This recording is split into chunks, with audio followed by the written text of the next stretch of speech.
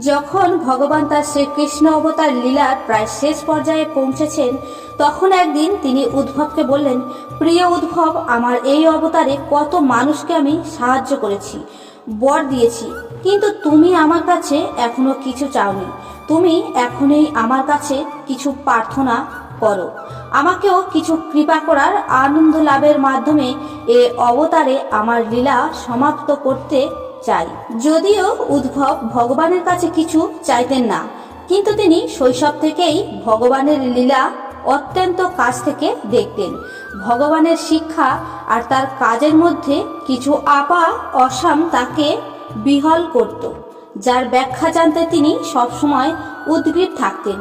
তিনি জিজ্ঞাসা করলেন, আপনি আমাদের জীবনযাপনের একটা পথ দেখিয়েছেন, কিন্তু আপনি নিজে চলেছেন অন্য পথে। মহাভারত লীলায় আমি আপনার অনেক লীলার কিছুমাত্র বুঝিনি। আমি আপনার কর্ম এবং তার উদ্দেশ্য সম্পর্কে জানতে অত্যন্ত উদ্গ্রীব। কৃপাপূর্বক আপনি আমার অভিলাষ পূর্ণ করবেন। কি? শ্রীকৃষ্ণ বললেন, মহাভারতে যা আমি অর্জুনকে বলেছিলাম তা ভগবদ গীতা নামে খ্যাত। আজ আমি তোমাকে যা বলবো তা উদ্ভব গীতা নামে খ্যাত হবে। নিঃসংকোচে জিজ্ঞাসা করো। উদ্ভব বললেন, প্রথমে আমায় বলুন, প্রকৃত বন্ধু কে? শ্রীকৃষ্ণ বললেন, প্রকৃত বন্ধু সেই যে বন্ধুর বিপদে সাহায্যের আহ্বানের অপেক্ষা না করেই বন্ধুর সাহায্যে চলে আসে। উদ্ভব বললেন, আপনি তো পাণ্ডবদের প্রিয় বন্ধু ছিলেন। তারা আপনাকে আপাতত বান্ধব মানে সব বিপদের পরিত্রাতা বলে বিশ্বাস করত। আপনি তো শুধু বর্তমান নয়, ভবিষ্যৎ জানেন। আপনি সর্বশ্রেষ্ঠ জ্ঞানী। আপনি কি তাদের সাথে প্রকৃত বন্ধুর মতো আচরণ করেছেন? আপনি কেন ধর্মরাজ যুধিষ্ঠিরকে পাশা খেলা থেকে বিরত রাখলেন না? আর যখন করলেন না, তখন কেন ধর্মরাজ যুধিষ্ঠিরের পক্ষে ভাগ্যকে পরিচালিত করলেন না, যাতে অন্তত ধর্মের জয় হতো? ধর্মরাজ যুধিষ্ঠির ধন ও সম্পদ রাজ্য নিজেকে হারানোর পর আপনি তো পাশা খেলা বন্ধ করতে পারতেন। পাশা খেলার দণ্ড থেকে আপনি তাকে রক্ষা করতে পারতেন। আপনি তাও করেননি। দুর্যোধন যখন প্রস্তাব করেছিল যে পাণ্ডবদের সব সৌভাগ্যের উৎস, দ্রৌপদীকে পাশায় বাজি রাখলেন। ধর্মরাজ যুধিষ্ঠিরের সব হারানো সম্পদ ফিরিয়ে দেওয়া হবে। আপনি তো তখন আপনার ঐশ্বরিক ক্ষমতা ব্যবহার করে পাশার গুটিকে ধর্মরাজ যুধিষ্ঠিরের পক্ষে চালিত করতে পারতেন। বরং আপনি তখন এলেন যখন দ্রৌপদী তার সম্ভ্রম প্রায় হারিয়ে ফেলেছেন, আর আপনি দাবি করেন যে আপনি বস্ত্র দিয়ে তার সম্ভ্রম রক্ষা করেছেন। সভায় এতগুলো মানুষের মধ্যে একজন স্ত্রীলোকের চুল ধরে টেনে হিচড়ে এনে তার পরনের বস্ত্র প্রায় খুলে ফেলার পর তার আর কোনো সম্মান আর বাকি ছিল কি? আপনি তার কি রক্ষা করলেন?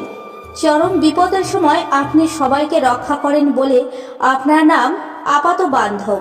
বিপদের সময় যদি আপনি সাহায্য না করলেন, তাহলে এর সাহায্যের অর্থ কি? এটা কি ধর্ম?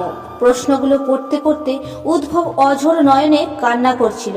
আসলে এই প্রশ্ন শুধু উদ্ভবের একার নয়, যারা মহাভারত পড়েছে তাদের অনেকেরই মনে এই প্রশ্নের উদয় হয়। উদ্ভব অনেক আগেই ভগবানকে জিজ্ঞাসা করেছিলেন। তখন ভগবান শ্রীকৃষ্ণ হেসে বললেন, প্রিয় উদ্ভব, এ পৃথিবীর নিয়ম হলো শুধু তারাই যেতে যাদের বিবেক অর্থাৎ ভালো মন্দ পার্থক্যের বিচার বোধ আছে। যুধিষ্ঠিরের বিবেক কাজ করেনি যখন দুর্যোধনের বিবেক কাজ করেছিল, তাই দুর্যোধনের জয় হয়েছিল। শ্রীকৃষ্ণের কথায় উদ্ভব আরও দ্বিধাগ্রস্ত হয়ে পড়লেন।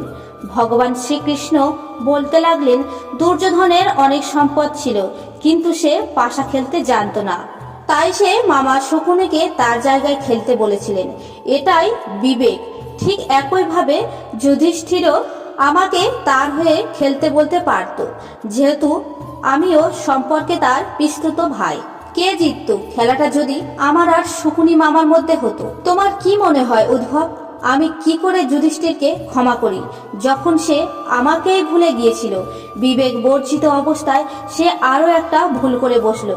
সে প্রার্থনা করলো আমি যেন পাশার ওই সভাতে না যাই, আর তার এই প্রতারণার শিকার হয়ে বাধ্য হয়ে পাশা খেলার পরিণতির কথা না জানি।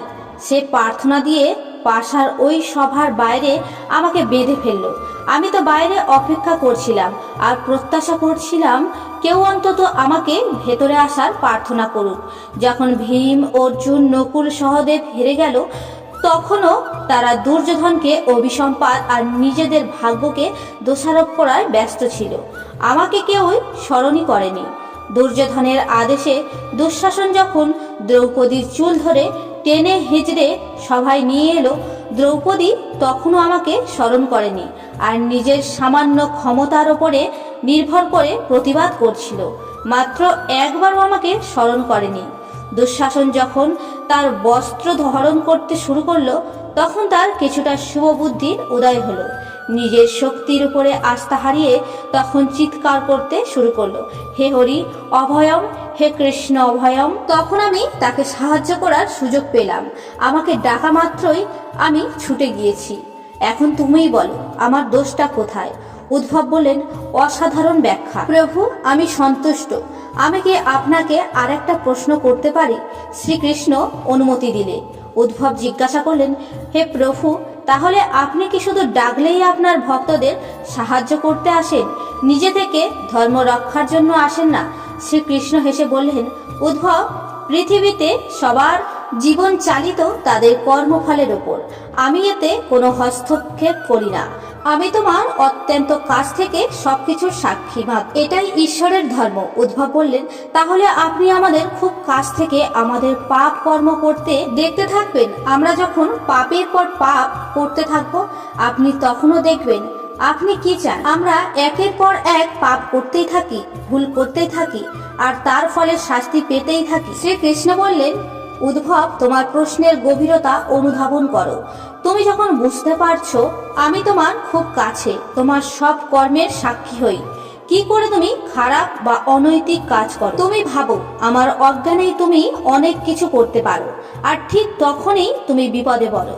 ধর্মরাজ যুধিষ্ঠিরের অজ্ঞতা ছিল এই যে তিনি ভেবেছিলেন তিনি আমার অজ্ঞানে পাশা খেলবেন, যদিও তিনি সত্যি এটা অনুধাবন করতেন যে আমি সবসময় সবার সঙ্গে তাদের কর্মের সাক্ষী থাকি। তাহলে কি পাশার ওই সভা ভিন্নভাবে শেষ হতো না?